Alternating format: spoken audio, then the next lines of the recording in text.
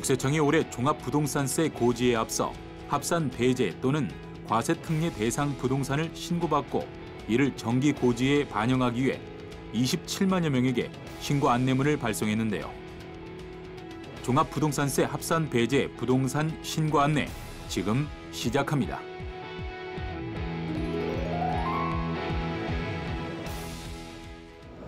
합산 배제 신고란 납세자가 보유하고 있는 주택 및 토지 중 종합부동산세 과세 제외 요건을 충족하는 주택과 토지 명세를 관할 세무서에 신고하는 것인데요. 따라서 합산 배제 임대주택 등 보유자와 과세 특례 적용 대상인 향교 재단 등은 오는 10월 1일까지 관할 세무서에 해당 사항을 신고해야 합니다. 먼저 합산 배제 신고 대상은 전용 면적과 공시가격 등의 요건을 갖춘 임대주택을 비롯해 기숙사, 미분양 주택을 포함한 사원용 주택 등과 함께 주택건설 사업자가 주택을 건설하기 위해 취득한 토지인데요. 다만 임대주택에 대해서는 과세 기준일인 6월 1일 현재 주택을 임대하고 임대사업자 등록을 하지 못한 경우에는 종합부동산세 합산배제 부동산 신고기간 종료일인 10월 1일까지 시, 군, 구청에 임대사업자 등록과 세무서에 주택 임대업 사업자 등록을 각각 해야 합니다. 국세청에서는 이렇게 종합부동산세 합산 배제 신고와 함께 과세 특례 신고도 받고 있는데요. 과세 특례 신고란 개별단체가 실제 소유하고 있는 주택이나 토지를 관리 목적상 향교 재단 등의 명의로 통합 등기한 경우 실질적 소유자인 개별단체를 신고함으로써 개별단체가 납세 의무를 부담하게 되는 것입니다.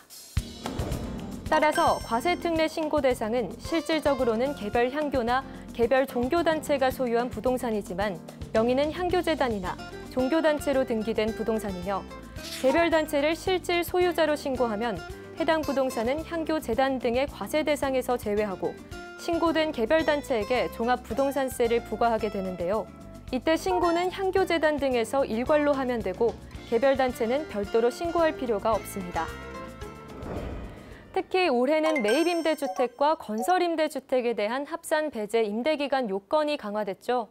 따라서 올해 3월 31일까지 임대업 등록과 사업자 등록을 한 경우에는 임대기간 5년에서 올해 4월 1일부터는 임대기간 8년이 적용되는데요. 또 가계부채 축소 등을 위해 주택도시기금과 한국토지주택공사가 출자해 설립한 부동산 투자회사 등이 매입하는 주택이 합산 배제 대상에 추가됐습니다. 이 밖에도 신고 시 유의해야 할 사항에는 어떤 것들이 있는지 계속해서 알아볼까요? 먼저 다가구 주택을 임대하는 경우에도 합산 배제 요건을 갖추기 위해서는 반드시 임대사업자 등록을 해야 하는데요. 또 신탁회사나 금융기관에 부동산을 신탁한 때에는 납세 의무자인 수탁자가 합산 배제 신고를 한 경우에 합산 배제 적용을 받을 수 있고 종합부동산세 합산 배제 적용을 받은 후 요건을 충족하지 못한 것으로 확인되는 경우에는 경감받은 종합부동산 세액 외에도 이자 상당 가산액을 추가로 납부해야 하는 만큼 법에서 정한 요건을 면밀히 검토해 성실하게 신고해야 합니다. 홈택스를 이용하면 합산 배제 신고 가능한 보유물건 명세를 조회할 수 있을 뿐만 아니라 미리체험 서비스를 통해 쉽게 전자신고가 가능한데요. 신고서를 서면으로 작성하여 제출하고자 할 경우에는 신고서식은 국세청 홈페이지에서 내려받거나 관할 세무서에서 제공받아 작성한 후 제출할 수 있으니까요. 늦지 않게 신고하시길 바랍니다.